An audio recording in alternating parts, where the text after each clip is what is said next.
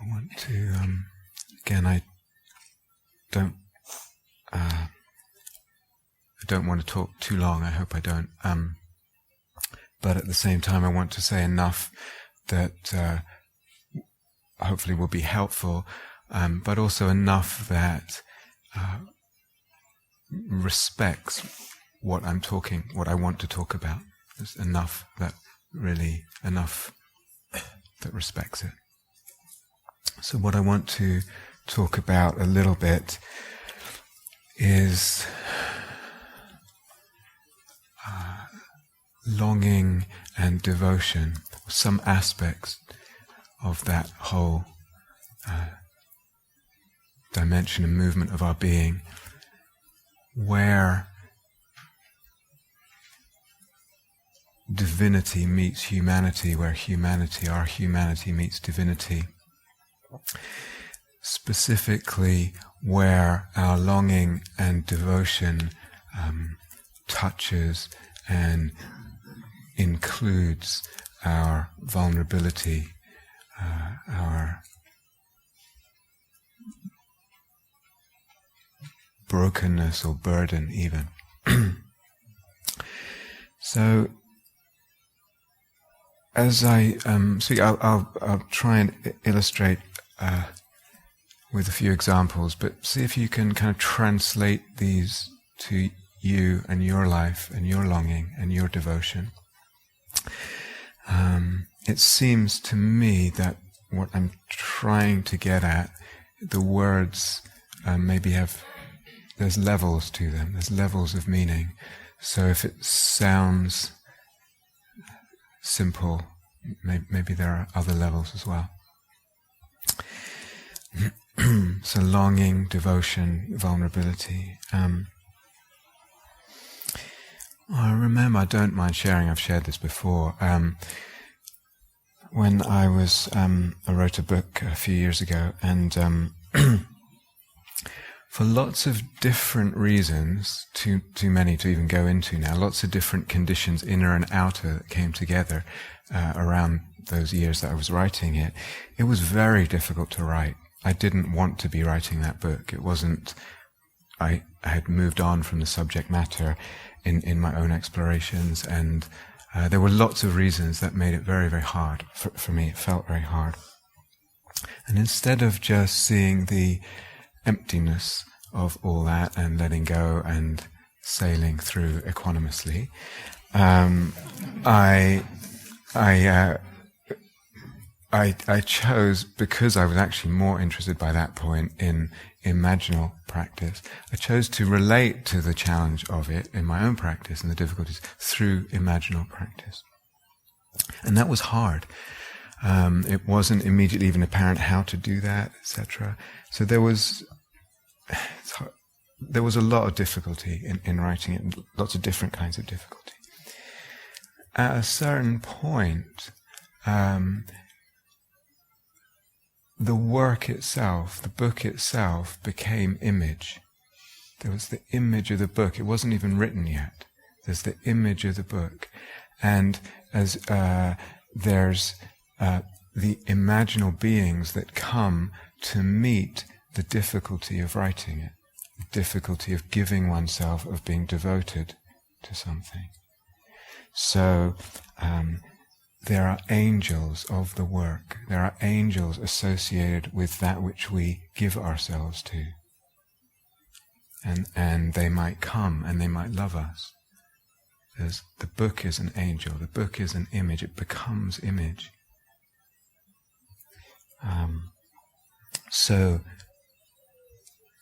figures came, angels come, healing, ministering, loving me in the difficulty, loving me for taking the trouble.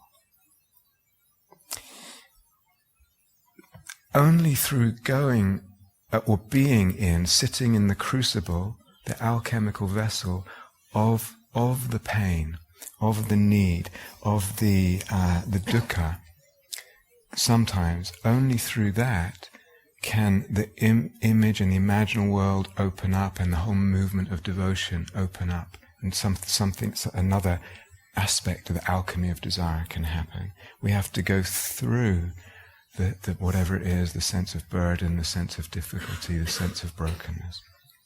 I can't, most often I can't circumvent that.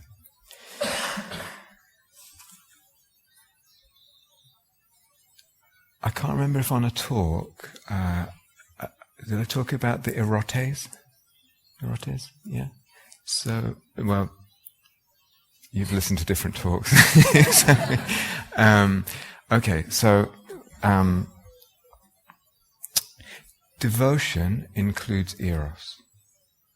Where there's devotion, there's eros. Where there's eros, we may not recognize it at first, but there's devotion. They go together. In classical Greek mythology, eros hangs out with a sort of crew, a band of what's called the erotes, okay? And one of them is pothos. Did we talk about pothos? This infinite longing, this infinite, it always wants the beyond, the next thing. So we've emphasized that and how crucial that is in the whole dynamic of eros. There's another character in this little band called Anteros. And Anteros is reciprocal eros, is eros coming back to us from our erotic beloved other. We are loved by what we love. So we are loved and beloved and held erotically, embraced erotically by that which we are devoted to. We are loved by that which we love. You can say, but I love that person and they don't. Listen, we are loved by that which we love. That which we are devoted to is devoted to us.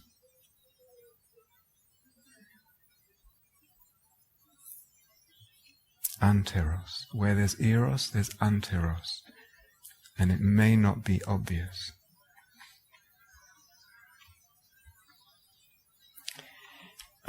More recently, there's another huge creative project that I'm involved in, even bigger probably, but yes, colossally huge. And I think I can safely say that. It feels that way to me anyway. And so this is even just some weeks ago, and I found myself, very consumed in it, very much giving myself to it, and then feeling at certain times anxious what the outcome would be. If I go back to the book thing,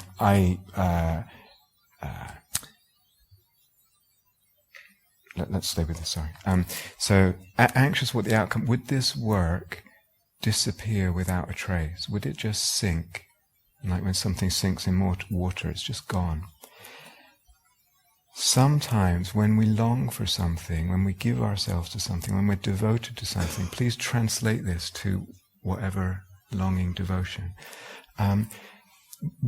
We need to touch that possibility of not getting what we want, the possibility of losing, the grief at the potential losing, and the pain of that, what we hope for, what we long for. Something in touching that may constellate an image, even if it's an image of that pain. And then I can have the imaginal relationship and something can open. Because eventually then that whole devotional relationship opens up. Faith, energy, alignment. We recognize somehow that we are not alone in wanting this thing.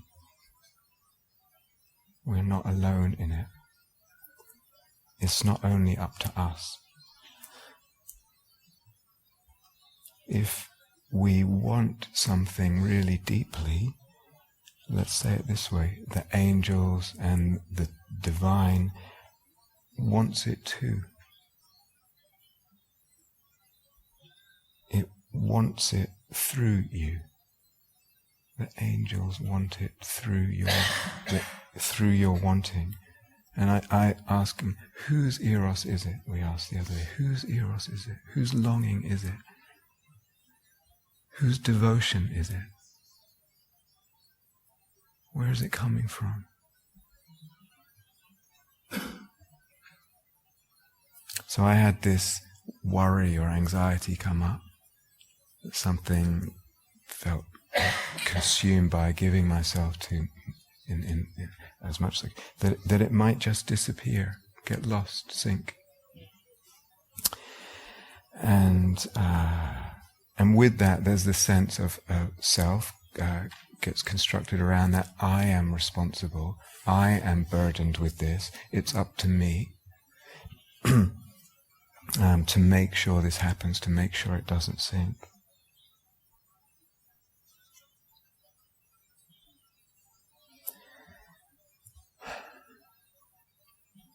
So I was actually talking with Catherine about it, and she was helping me inquire into this. And so being with that anxiety, being with that worry, and kind of articulating it, and being with that emotion, not covering it over, being in that difficulty, and staying with that, and then that difficulty, that emotional difficulty, and the willingness to be in the fire of the emotional difficulty, constellated an image. And the image that came was of a black woman, and she is a single mother, but she had lost her only child. Either he died suddenly or been murdered, and she was stunned, in a state of just absolute stunned. Life had become baffling. There was a sense of meaningless. She was in a state of shock. Everything was rendered meaningless and disoriented, and she was just standing there in her kitchen or something.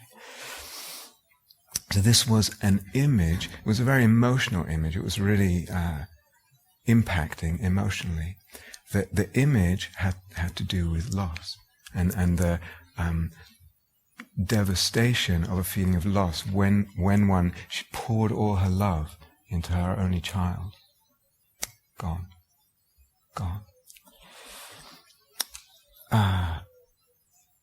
Something about being with that image was powerful, but I want to go slowly because I want to illustrate what happened. It wasn't then that something just opened up. It actually put me into a state where it was like murky, like water that has sediment in it, and it's all like particles floating around. It wasn't like great clarity came in. So I was in this kind of state of, what would you call? Yeah, like kind of sedimented water.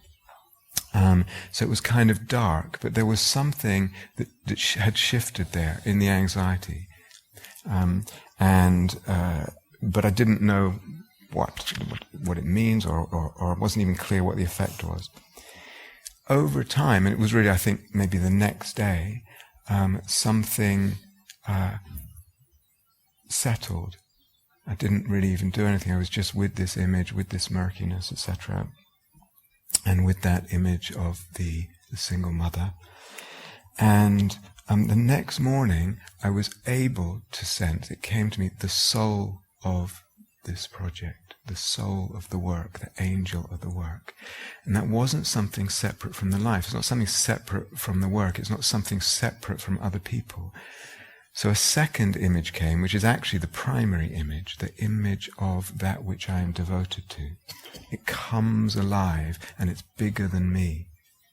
It has its own autonomy. It has its own intelligence. It moves.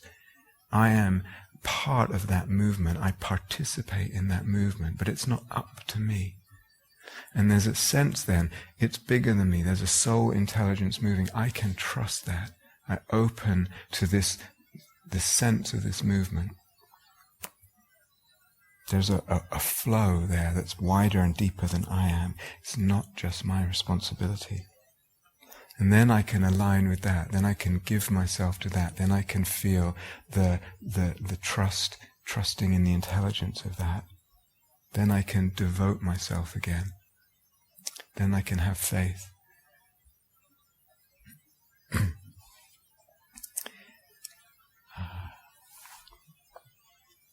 Or another example, you might have a practice of perhaps when you're feeling vulnerable, you put yourself in relationship with a deity. Maybe it's Jesus, maybe it's a bodhisattva of compassion, maybe you curl up in the lap of the Buddha. And that constellates the human in my vulnerability, in one's vulnerability, in relationship to and being held by the divine. Really, really important. With that humility, with that reverence, with that recognition and feeling of that which is bigger than me, that which holds me.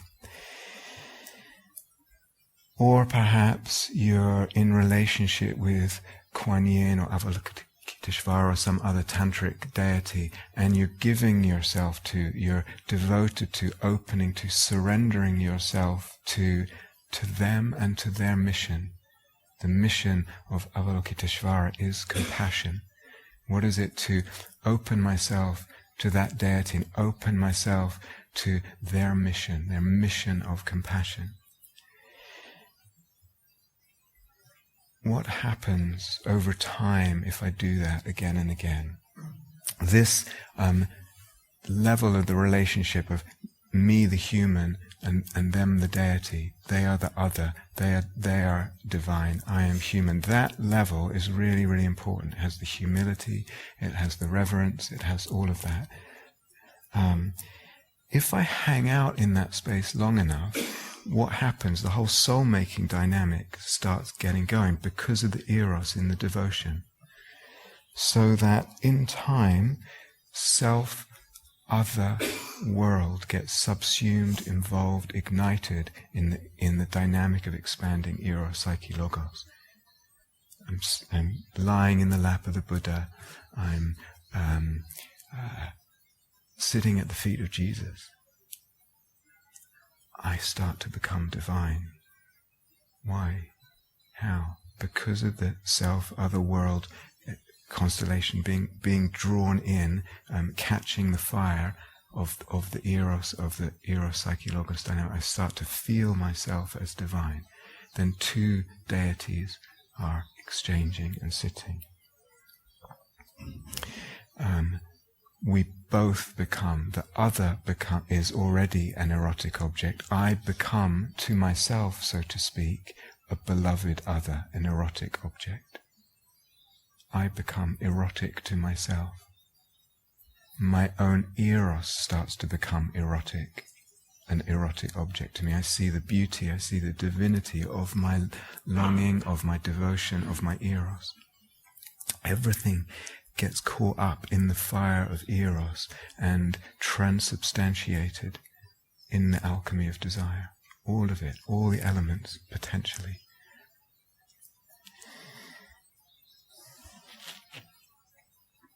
And one can have both perspectives at once.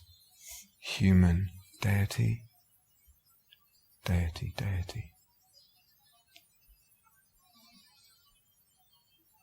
So when we really allow ourselves to give ourselves to something, to someone, when we really pour ourselves into something, to someone,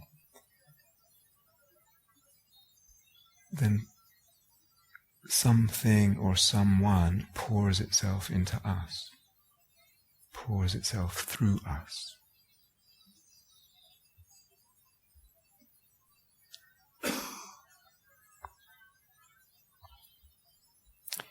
So when we don't know the outcome, this thing that I long for, please translate this to whatever, where your longing burns. When we don't know the outcome, don't know if I will get this, receive this, open to it or not. There's that vulnerability of not knowing. If the hoped for goal does not, maybe won't manifest.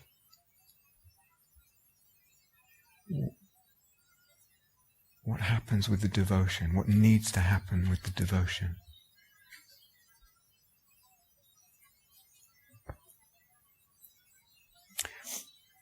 also when we start to see that our devotion is based, as I think it was yesterday we were talking about, start to kind of be a little more psychologically aware, you start to realize that devotion is based on fantasy. It's based in image. So both of these, from either angle, we start to realize that devotion must be to image. Devotion is to image. Must be. It must include reality. So if we use that word, materiality, physical appearances. But devotion is not just to a flat reality. The depths of devotion include image. So what are we devoted to? What are we devoted to, really, when we're devoted? Are we not,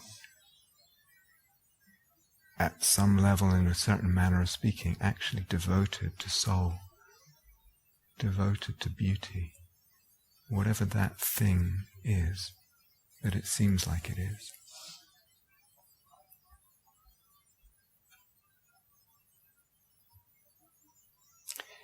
So even when we're devoted to the manifestation in materiality, some manifestation in materiality, that's what we long for, that's what we're devoted to. It needs a soul dimension. The devotion needs a soul dimension. It needs a fantastic and imaginal dimension. And devotion needs trust. It needs enough trust. Trust in what? Devotion needs trust in something. Trust in what?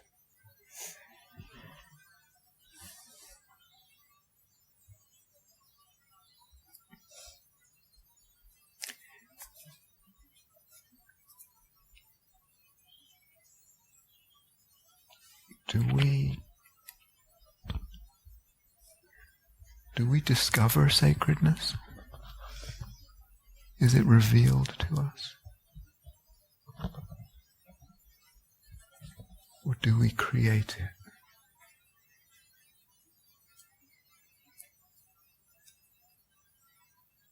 If we discover it, if it is revealed to us, how? How do we discover it? How can we open to that discovery? How is it revealed to us? If we create it, how do we create it? How can we support that creation?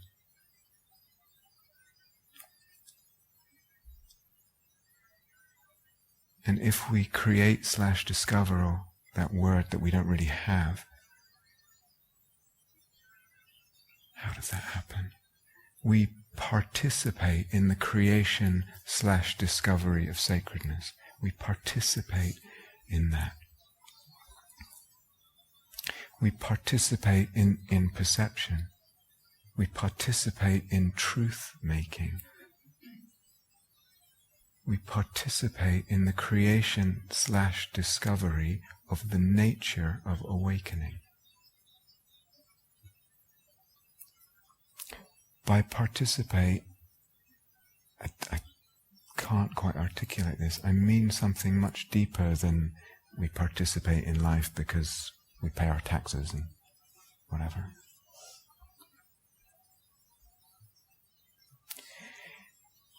Something, if we think too much in the usual ways of thinking in terms of subject and object duality, this doesn't make sense, or it seems silly. If I go to oneness, and just the perspective of oneness, it also doesn't quite make sense. Eros, as we've been saying, it needs two-ness, it needs otherness.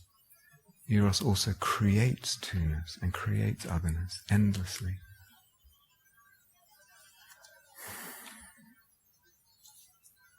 And through that, Eros discovers/creates sacredness.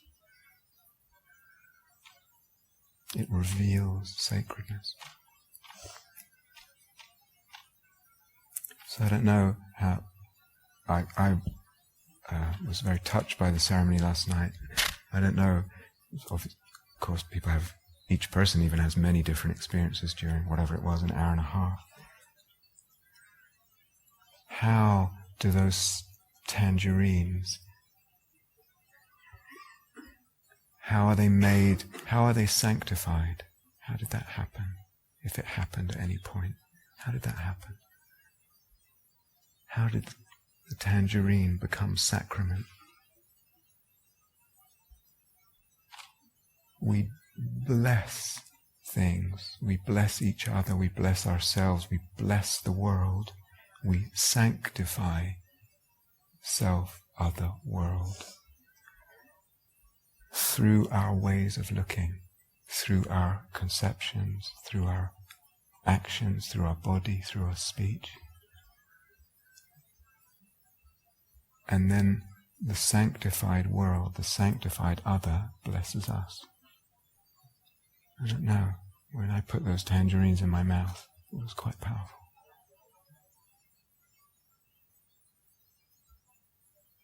How does the world get made holy? How do we discover the holiness of things?